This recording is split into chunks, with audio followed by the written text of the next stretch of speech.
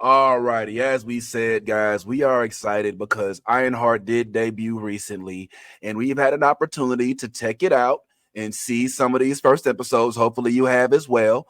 And there is obviously a lot of uproar on the internets with people making their different opinions about such, this, that, and the third. So let's just go ahead and get right on into it. So our homie, exclusive homie, Ant had an opportunity with AAFC to interview these two individuals that are heavily involved.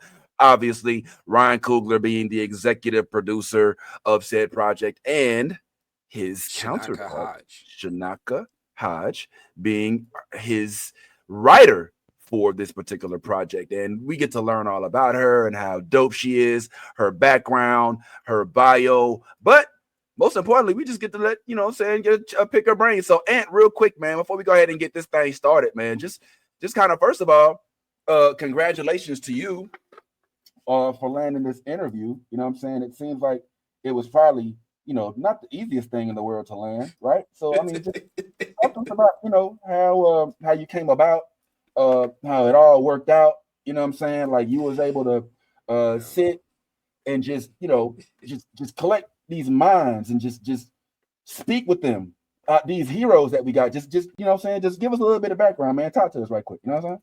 Well, first and foremost, I want to give a shout out to Michael Nassis and Markeisha. Markeisha, she's actually honorary member of the movie blog subscription. So thank y'all both for coming through. This interview and opportunity with the African American Film Critics Association came up. I had opportunities to be in Ryan Coogler's atmosphere. I even got a picture with him, but I've never had an opportunity to sit down and actually ask him a question on the record before. After the group actually invited me, it was a roundtable interview. The full interview with all participants is up on the African American Film Critics Association channel. We had about 18 minutes to talk to them, but it kind of went left when I asked them my question because it seems like my question ate up maybe about 6 of the 18 minutes, just for them to process the question and then get out their answer. So I was really just blessed to have this opportunity. I knew I was only going to be able to ask them one question, and I've decided instead of asking something specific to the show, let me ask them something about them and their experience, and something that I think we as Black fans have always wondered. Right, we've seen as Black fans all of these projects come out from Disney, whether it's The Acolyte, whether it's something that's like Agatha, whether it's Riri Williams, whether it's Echo, all of this pre backlash, and we've all wondered. Moses Ingram with Obi-Wan, what does Disney, what does Sony, what do these studios do to help when these things happen? And I wanted to get it from, I think, the best source I could get it, which is Ryan Coogler. Absolutely, man. So let's go ahead and get into it. Let's we've got your it loaded up here. So let's go ahead and get into some of the first bits. If you want, go ahead and run that thing, bad boy. Bro, Let it roll. from the movie blog, big fans, going to just dive into it. I want to kind of pick up where Tamara started. It's no secret, right? You got a young Black genius in Riri, but there's a pattern of pre-backlash. Ryan, I know you used to this, right? You've done this for a few Marvel projects, but did you and Shanaka go into this process knowing that this was coming? And if so, did that weigh on you going in? Did you warn her? Does Disney have any internal preparation for this stuff? How does it work? Hmm. Yo, can you stop it? Can you pause it? Pause it. Yo, first of all, big up to you for bringing the heat to the interview, right? Like, Ant didn't come in and say, so guys, so where are you from? So, like, what made you want to get into movie making? You know what I'm saying? Like, Ryan was like, nah, man, I'm finna Barbara Walters this thing on now. You finna cry today, Ryan Coogler. Let's go ahead and make it happen, man. So, real quick, before you hit play again, Ant, when you asked the question, did you know based off the response off rip, you were like, oh, I think, because I ain't gonna lie, when I saw the clip, I saw Ryan be like, what Hum says to me is, yo, I can't just answer this question. You know what I'm saying? Like, I have to answer this the right way, right? And I think that's what's going through her head too. Tripping? So it's it's it's a combination of things. So like when they're doing these events, they're usually doing like a full day of press. I'm probably interview number 500 for the day, whatever the case may be. Right. But also in this roundtable, if you listen to the full interview, a lot of people were asking questions that were like really story based. It was like, hey, why did you make Riri this way? Or why did y'all decide to set it in Chicago? And they were just like, they were able to answer questions based off of Riri. Um, Being the sixth person in the roundtable, one of the things that go through my head is like, I hope nobody asks my question. I hope nobody asks my question. I hope like I got to sit here and have like Right. 2 or 3 questions, and I hope nobody asks my question. And then by the time they finally do get to me, I think that they were already like in this preset mind space of expecting another story question or something about the show or something like that. That when I asked them my question, it kind of like Ryan was like, you could tell my man was tired. Like he's been doing a full day of Oh press. wow. And like Okay. then when I gave this question, his eyes went wide. He was like, "What?" Like, Yeah. all right, listen here, homeboy. Let me, and, and he started getting into his thing, right? Like he woke up. So that was the cool part. And just turned into old dog from Menace to Society. I would have killed your cuz. What you say about my mama? Damn. Yeah. All right. Go ahead and hit the play thing. Go ahead and hit the play on that button. And go ahead, man. Let it ride. It's a great question, bro.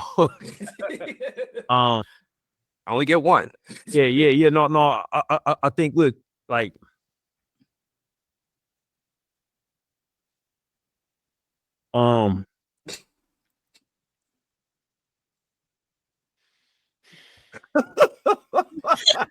Thumped. I mean, yes. The answer is yes to all of that. You know what I'm saying? Like in look, whenever you breaking ground in spaces that are thought of as not being for you, you know, um, this happens. You know what I mean? Like in we not the entertainment business is not, it's not unique in that. You know what I'm saying? Like that's in every business, right? What I will say is that this show is for people who not permanently online expressing their opinions about everything. You know what I'm saying? Like this show is for, for people who who busy living their lives, bro. You know what I'm saying?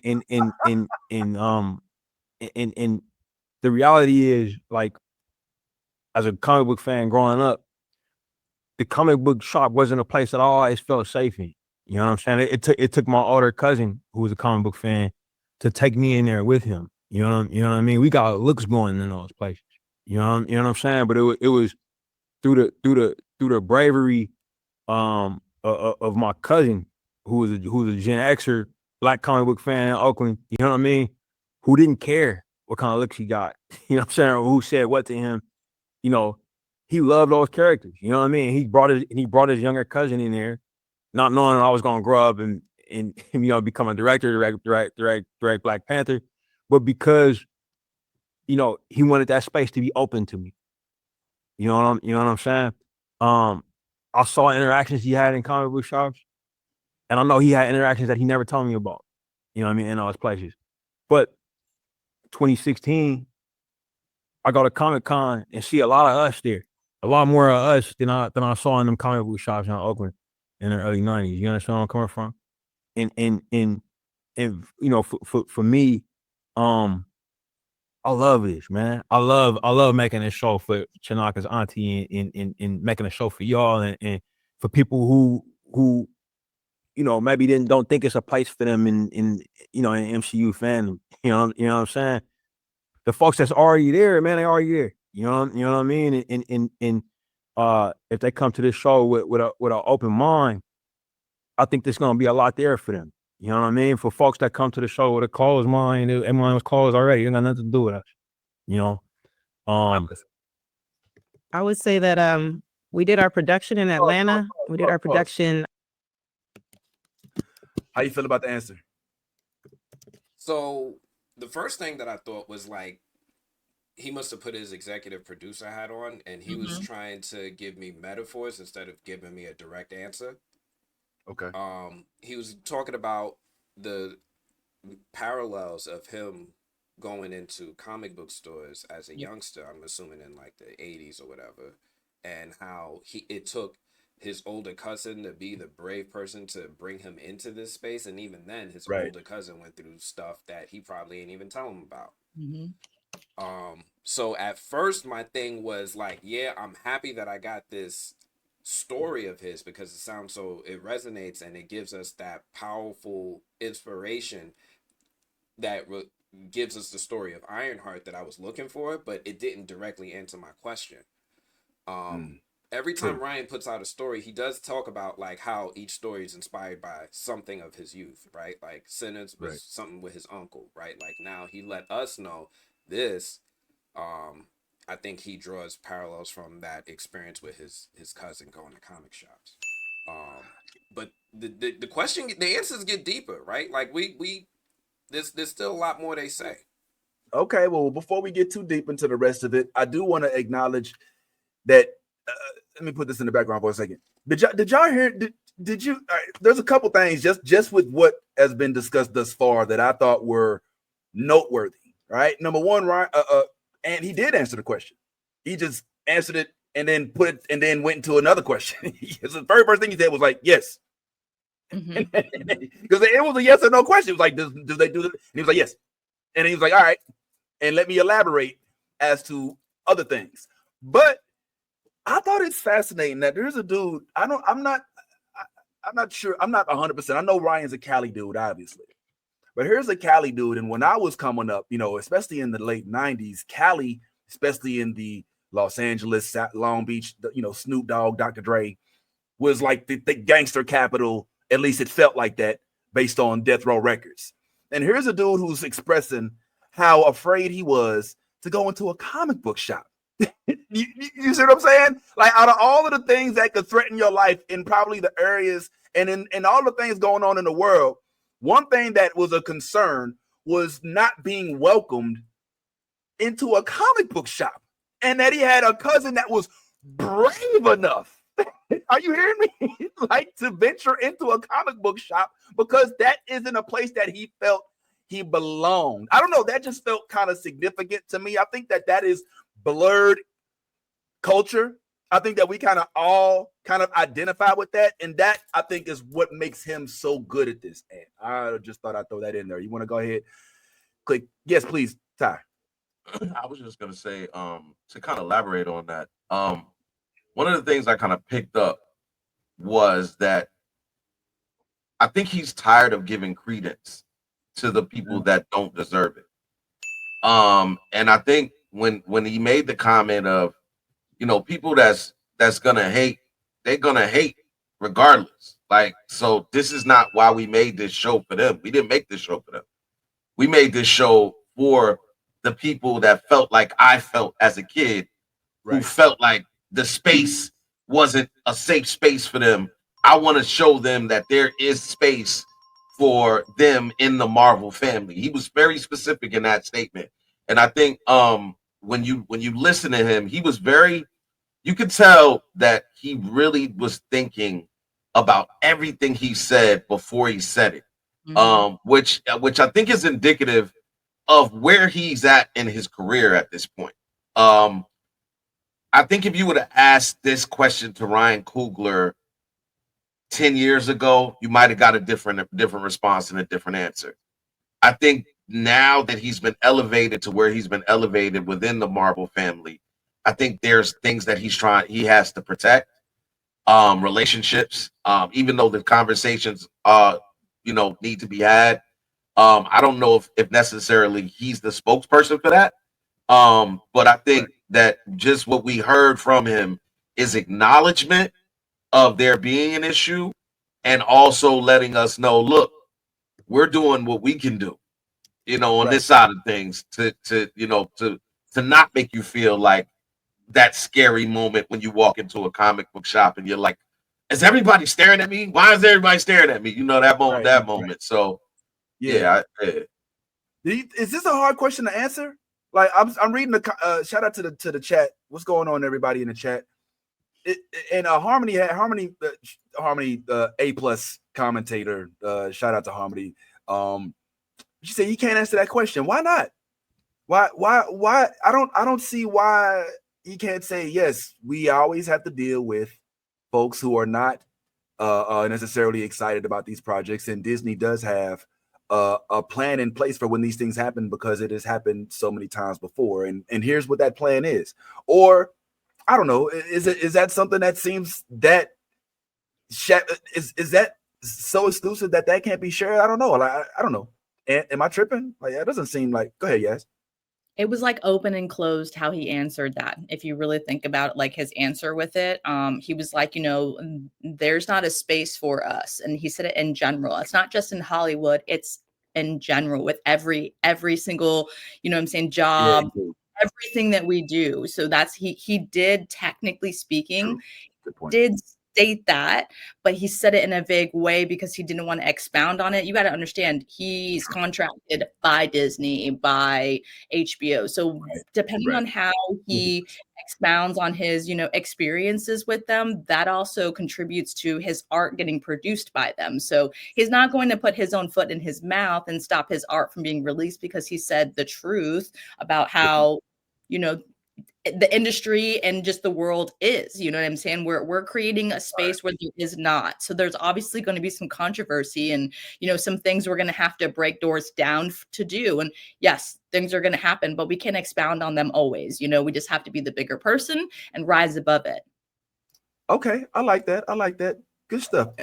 Yes. All right. Well, before you hit play real quick, guys, obviously on the other end of that spectrum is Chinaka Hodge. Chinaka Hodge is going to speak as well. Not as well known as Ryan Coogler as of yet, but hopefully very soon. Just to give you a little bit of background on Chinaka, she was actually born in Oakland, California. So we see where her and Ryan have those connections. The daughter of an Afrocentric Bay Area community activist, Greg Baba Hodge. Wow. Okay, she graduated from NYU's Gallatin School of Individualized Study and was honored to be student speaker of the 174th commencement exercise. She's got a lot of accolades here, guys. And so this isn't something that just was popped up on her. She has comparable capacities in New York and Los Angeles, Urban World, NYC, Get Lit. And she's done Newsweek, San Francisco Magazine, Believer Magazine, PBS, NPR, CNN, C-SPAN, and even did 2 seasons of HBO's Def Poetry Jam, of which she is an avid poet. But let's go ahead and get a little bit more of that. Go ahead and hit that play button for us real quick, and let's see more of this dope interview. And yeah, she was also involved with AMC Snowpiercer for those who checked out. Oh, she was. That was my show. Okay. Yeah. Okay, I remember where they eat the babies and all that other stuff. All right, that's cool. Yeah, let's go ahead, man. I was still doing rewrites when I was living in Birmingham, and put it very succinctly, my people were owned on the land we did the production. Like my people were owned on the very land we did the production. So when I think about the hate, it's so minuscule compared to the victory. It's so small. And I don't know what y'all believe, but there was plenty that went before me that made my path smooth and made my way clear, including him sending Ryan ahead of me to make 2 films in this space, to be in Atlanta ahead of me. And it really fell on me when I was living in Birmingham that SNCC had babies out there. There were babies willing to fight for our freedom. I got to be willing to write a movie. I got to be willing to write a TV show if the baby's going to march. So, yeah, I'm there's plenty of hate, but to get on a call like this with all y'all, it's just so small. It's so feckle. It means nothing. And a real and Pause. All right. She just dropped a bunch on us. All right, Alabama. All right, working on the land of prior slave ownership. All right, SNCC. All right, the Student Nonviolent. What was it? student nonviolent civil rights something. I forget what the last C stands for. Somebody look that up real quick. I know it's student nonviolence. I know Stokely Carmichael's joint was SNCC. And the Atlanta part. So I'm guessing that they filmed a lot of this in Atlanta. But what she basically said was like, "Yeah, man, the hate is gonna hate. We can't let that stop us from putting out more content. If they could sit out and drink out of water fountains that weren't supposed to be designated for them, and they could stand up to police that are shooting them in the streets, the least I can do is write a script." Right? And she's right. I love it. I love it.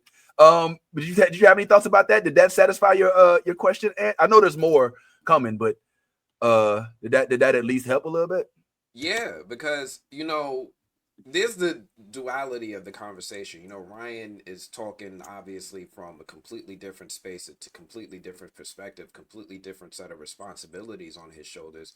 Shanaka speaking from a poet. She came out and you could see when the question came, it generated a response in her, and she started she was thinking of her answer before it came out. So right. Like, I really appreciated what she said, where she came from, her just unapologetic honesty in the experience.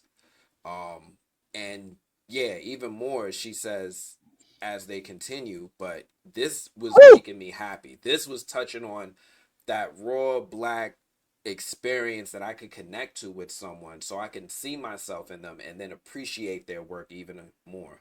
So that absolutely gave it to me. Dope. Let's keep it going, man. Let's go ahead and hit that play button. Let's see what it looks like Ryan got a lot more to say. Oh, yeah. And just piggyback on what Knock's saying, like that backlash is usually like not factual. You know what I mean? Like if you check internet narratives, you know what I'm saying? Like I could tell y'all cause I know, Wakanda Forever is streamed consistently more than the first Black Panther. Consistently. At a factor of almost 2-1. You know what I mean? I know this because I see the data. If you were to hop on the internet, you would think it was the opposite. You know what I mean? Like according to backlash. You know what I'm saying? Like a lot of times that narrative is so distant from what's actually real. So for me, the biggest thing I'm here for Chanaka and for Sam and for Angela and for Zenzi and for Sev and for Zoe, for Kelsey, it's just perspective. You know what I mean? Like perspective of what to listen to, what not to, what should be valued, what shouldn't be, and what's expected. You know what I mean? I will also say at the start of the Pause. Thank you. You get it. You get me. Are we delusional? Have we been caught up in a cyclone of internet bullshit to the point where we start to believe the stuff that is being said on online? And Ryan's basically saying it's not real. He's like, the numbers don't support the comment section. Ty, I see you nodding your head. I mean, is that real? Yes, most definitely. You and I have had this conversation before, and I stand by what I say. We live in a society and a time with social media where I can make a blatant statement, and if I can get 100 people to agree with my blanket statement, now we've added some type of factuality within our 100 people group that now can traverse our 100 people group once it goes viral and it is kind of fed to the populace. And that's because a lot of people don't do their research. A lot of people look at the headline and they jump on it and be like, "Oh, did you hear? Did you see?" And you know what I'm saying? And it's because our attention spans are very short. So, like, literally when you're scrolling through your phone or scrolling up your timeline, you're looking for that thing that pops. So when that headline pops out, Wakanda Forever, is doing way worse. You're like, hold up, what? Wakanda? What? Right, it's that reactionary, because people post for reactions, which is why what I'm seeing as a consistency in this interview with Ryan is Ryan is trying to let you know I don't cater to the bullshit. You know what I'm saying? Like what we did and what we came to do, we're doing. And for us, this is what matters. What the person who already hates what we're doing has to say doesn't matter to me. I'm not like I know that they're gonna say it, but am I gonna pay attention to them? No, because I know what we're doing over here, what we're trying to accomplish over here. And to his benefit and to his point, success is what's happening with you. When you touch it with everything he's been touching has been successful. And I don't think he's gonna stop doing what he's doing because this guy over there who has nothing, no life, and it sits on the internet all day, just making up stuff. I'm not gonna feed into his narrative or their narrative because I know it doesn't fit me or serve me. You know what I'm saying, or any of us to do so. Dig it. All right. Let's go ahead and keep it rolling. And what else we got? A little bit more.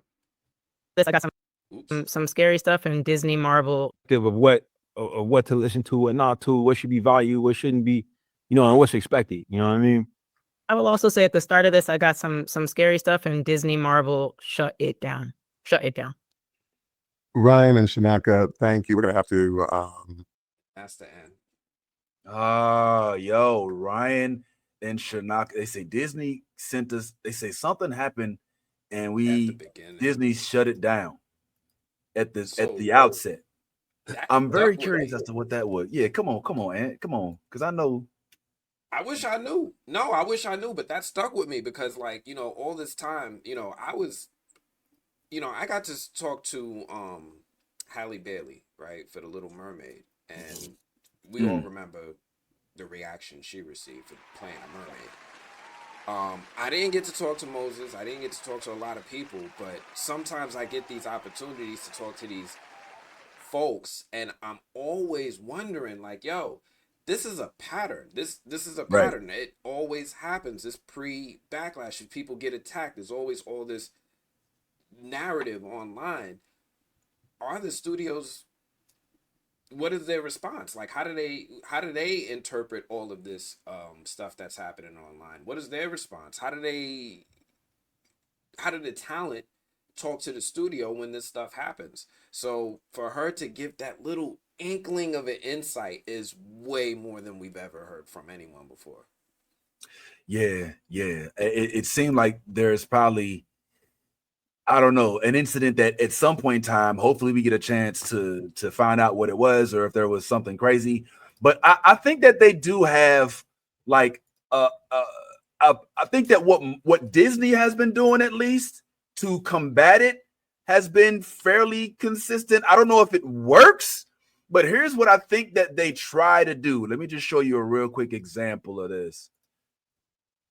We interrupt the interview for just a moment because I think we have a very special message. I think you're going to recognize who this is. Good morning, America. New studio. God, looks great.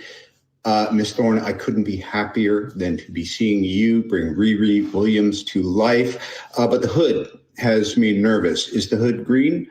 Please tell me Mr. Ramos is not replacing me as Dr. Doom via Parker Robbins. Is there something you're not telling me? Anyway, I don't want to step on your interview. Long story short, Iron Man loves Ironheart. That's so crazy. Dominic, how does that make you feel that one of the original Avengers saying that? Loves Iron Man too. Oh man. So my point here is that if you recall back when Obi-Wan suffered a lot of backlash for Reva being involved, Obi-Wan had to come out and be like, I don't know why I had to do this, but we love Reva. We don't want any problems. And that seems to be the formula. Okay, when the people trip, let's send out our biggest star to quell down the noise and show that he endorses what's going on. I don't know if that formula works, but that seems to be what they do. Am I tripping? No, Ty? in this particular instance, I'm gonna tell you why this formula doesn't work for me. Number one, as soon as that happened, and I had to go and check my sources, but they paid Robert Downey Jr. $1 million for that 20-second shout out that he did. He got paid $1 million to come on and say that he liked it. He didn't do this. This wasn't a genuine gesture of his good faith and him coming in to support this. They had to pay this man to do that. And then I'm gonna tell you what else I had a problem with. In the midst of him doing that and coming to support Ironheart, you know what he did? He just plugged his own fucking movie. He's like, yo, like, how you gonna come in to show support and plug your own movie? That's such bullshit. So no, I don't subscribe to Robert Downey Jr. I used to love me some Iron Man until that moment right there, bro. Like after I found out that they had to pay this man $1 million to come on a talk show and say, yo, I'm like, yo, who wrote that for him? You know what I'm saying? Like that's where I'm at with it. Like, who wrote that for him? But yeah, man, no. Wow, I didn't know they had to pay him for it. But I also am not familiar with how often that happens either. Like, I don't know if they paid. We can always find out. No, the internet was an executive producer for the show, so he had skin in the game. Yeah. Oh, that's crazy. That's a juicy tidbit. You would think that just for the sake of the franchise and for the success of the upcoming, you wouldn't have to get paid. Was essentially gas money to somebody like Tony. I almost said Tony Stark. I think he's actually basically Tony Stark. This man is almost a billionaire off of this Spider-Man role. I mean, after Oppenheimer and all of this, like, you would think that he'd be like, nah, man. Unless I learned that this $1 million went to charity. That's the only way I'll be like, all right. If they say, look, $1 million went to a charity, I'm gonna still give him a side eye, but I might be like, all right, I guess if you didn't pocket the money, I guess it's not as bad, especially if I know what that charity is. And if it's some old, give guns to children type bullshit, then I probably ain't on that type of bandwagon.